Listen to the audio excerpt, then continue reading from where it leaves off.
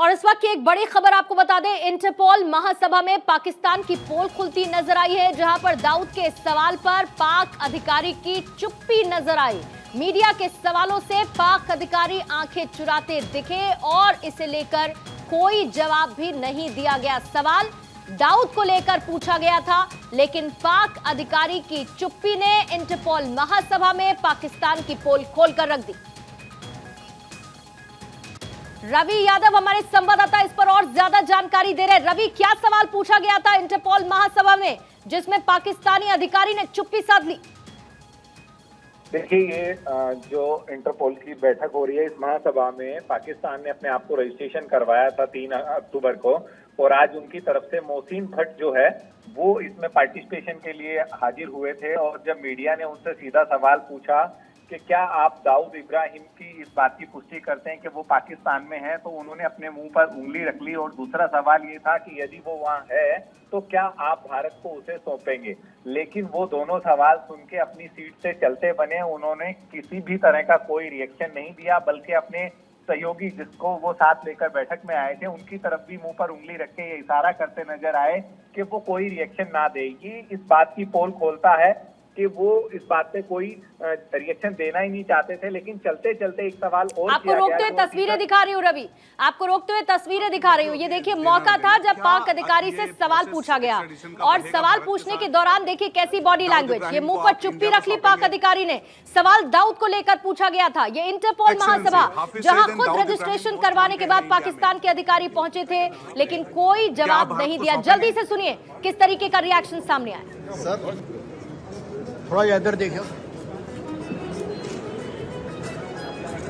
जनाब, एक सवाल है, क्या नहीं एक छोटा सा मतलब आप सुन लें, उसके बाद आपकी मर्जी होगी देना ना देना। क्या ये प्रोसेस एक्स्ट्राडिशन का बढ़ेगा भारत के साथ? दाऊद इब्राहिम को आप इंडिया को सौंपेंगे?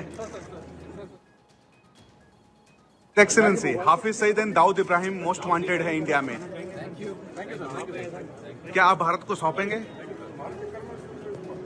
सर थोड़ा इधर देखो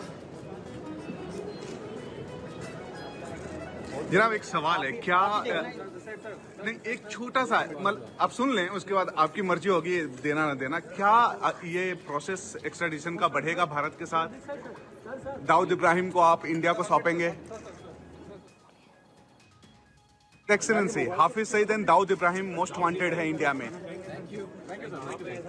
क्या आप भारत को सौंपेंगे?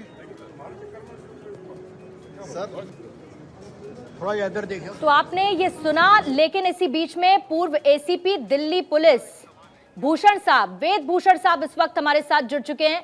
वेद भूषण जी, इस पर एक रिएक्शन जल्दी से मैं आपका चाहूंगी, क्योंकि ये सवाल पूछा गया कि दाऊद इब्राहिम और Hafiz Saeed most wanted extradition के प्रोसेस के लिए, लेकिन उस पर ये बॉडी लैंग्वेज, मुंह पर हाथ, चुप्पी रखते हुए पाक अधिकारी नजर आए। सर, पहले आपका रिएक्शन इस पर। देखिए, पाकिस्तान के पास कोई जवाब नहीं है इस बात का, क्योंकि दाऊद और हाफिज बहुत पुराने पढ़ चुके हैं। अभी आपको याद होगा, अमेरिका ने बहुत तगड़ी फटकार के साथ में अमेरिका को प्रताड़ना की है कि पाकिस्तान एक बहुत बड़ा आतंकी देश बन चुका है। जिस बात से पाकिस्तान तिलमिला गया, पूरे वर्ल्ड के अंदर पाकिस्तान की थूथू हो रही है।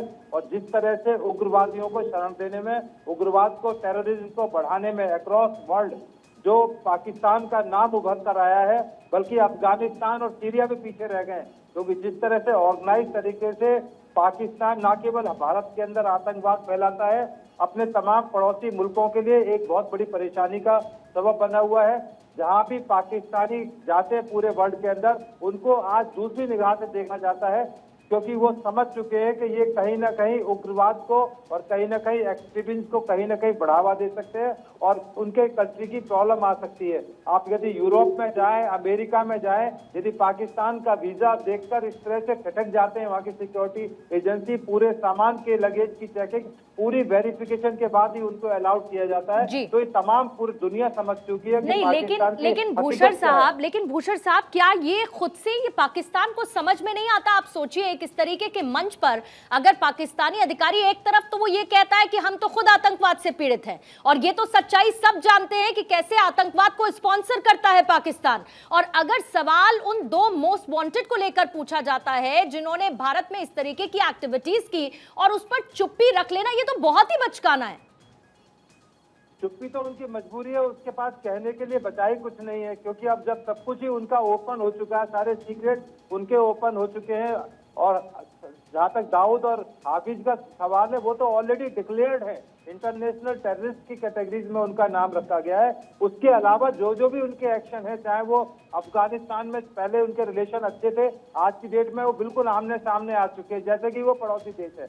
हमारे तो रिलेशन थे ही खराब, वो हमारा पाकिस्तान हमारा दुश्मन था, है और हमेशा रहेगा, क्योंकि हमारी उससे कभी दोस्ती नहीं हो सकती, ना आज हुई ना पहले हो सकती। परंतु अब दुनिया को भी धीरे धीरे समझ में आ गया है, क्योंकि अमेरिका का जो रिसेंट, जो वहाँ प्रेसिडेंट ऑफ अमेरिका का रिसेंट की जो ऑब्जर्वेशन आई हैं, वो पूरी दुनिया को जग जाहिर हो चुका है कि पाकिस्तान किस तरह की एक्टिविटीज में हिंदुस्तान के खिलाफ इन्वॉल्व रहा है, और अब पूरी दुनिया में उसका नाम हो चुका है कि वो केवल और केवल टेररिस्ट है, क्योंकि उनके पास करने के लिए कुछ नहीं बचा है। कभी सूचनाएं आती है कि वहां से गधे और कुत्ते जो है वहां पर चाइना में बेचे जा रहे हैं, उनकी आर्थिक बदहाली बढ़ चुकी है और बिल्कुल कंगाली के कगार पर है। ऊपर से बाढ़ का प्रकोप है, वहां बिल्कुल तबाही का मंजर है। तो उनके अलावा खिसियाए हुए केवल वो उग्रवाद को बढ़ावा दे सकते हैं, क्योंकि एक तो वहाँ की शिक्षा ऐसी, एक तो रंग रूप ऐसा, उसके ऊपर तमाम जो हालात है वो बद से बदतर बना दिया है पाकिस्तान को, और बिल्कुल उनकी हालत बहुत ही और समय और बड़ी बात ये वेदभूषण जी कि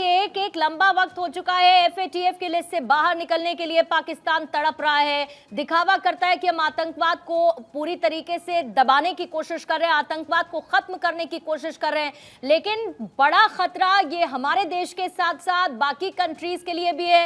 इस वक्त की जो तस्वीर आप भी देख पा रहे होंगे, ये पाकिस्तान के लिए एक बहुत बड़ा एक्सपोजे है। जो एजेंसी है ISI है, पूरे वर्ल्ड में बदनाम हो चुकी है। जिस तरह ISI के एजेंट जो टेररिस्ट एक्टिविटीज कराते हैं दूसरे कंट्रीज में, जिस तरह के ब्लास्ट कराते हैं, पाकिस्तान का जो इंडिया में ISI का इंटरफेरेंस रहा है वो जग जाहिर है। और अब तो दुनिया में इस चीज का क्लियर हो चुका है कि वहाँ के ISI, इवन वहाँ के प्राइम मिनिस्टर और जो बड़ी पोस्ट पर मिनिस्टर्स बैठे हैं वो भी ISI के एक तरह से एजेंट ही कहा जाए तो ज्यादा अच्छा है, क्योंकि जिस तरह से अभी आपने पाकिस्तान की डेवलपमेंट देखे होंगे, जहाँ से इमरान और नवाज शरीफ तमाम जो ऐसे वहाँ के प्रेसिडेंट रहे, प्राइम मिनिस्टर रहे, जिनको किस तरह से ISI ने उनको अपना निशाना बनाया, क्योंकि असल मायने में तो वहाँ ISI राज करती है, कि बाकी सब मुखौटे हैं जो वहाँ पर काम कर रहे हैं। असली बिल्कुल एक बार फिर से वो तस्वीर सर दुनिया के सामने कैसे बेनकाब होता पाकिस्तान नजर आ रहा है। बहुत बहुत शुक्रिया वेदभूषण जी को। आप सुन रहे थे, दिल्ली पुलिस के रिटायर्ड ACP हमारे साथ जुड़े हुए थे, और इसी बीच में विक्रम सिंह पूर्व DGP UP इस वक्त हमारे साथ जुड़ चुके हैं। विक्रम सिंह जी, ये तस्वीरें आप भी देख रहे होंगे, ना आपको ताज्जुब है, ना मुझे, ना पूरी दुनिया को, क्योंकि पाकिस्तान ऐसे सवालों पर चुप्पी ही साधेगा, क्योंकि जवाब कोई है नहीं पाकिस्तान के पास। आपने बिल्कुल सही फरमाया है, ये न जवाब देना ही उनका उत्तर है।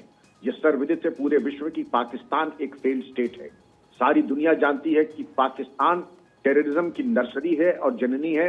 अपने मदरसों के माध्यम से उसने सुसाइड बॉम्बर तैयार किए और रेडिकलाइजेशन को नए आयाम तक पहुंचाया। इस परिस्थिति में पाकिस्तान से उम्मीद करना कि दाऊद, छोटा शकील और हाफिज सईद को हमें एंडोर कर देगा या जहां जहां वांछित है, ये उम्मीद करना भी बेकार है। आपके पास ये ठीक है, कानूनी प्रक्रिया है कि इंटरपोल के माध्यम से रेड कॉर्नर नोटिस दे के कानूनी कार्रवाई पूरी करें, लेकिन मेरा परामर्श भारत सरकार को यह भी होगा कि जो सर्वाधिक वांछित अपराधी हैं, जो इजराइल करता है अपनी सुरक्षा के लिए, उस दृष्टिकोण से भी कार्रवाई पर विचार कर ले।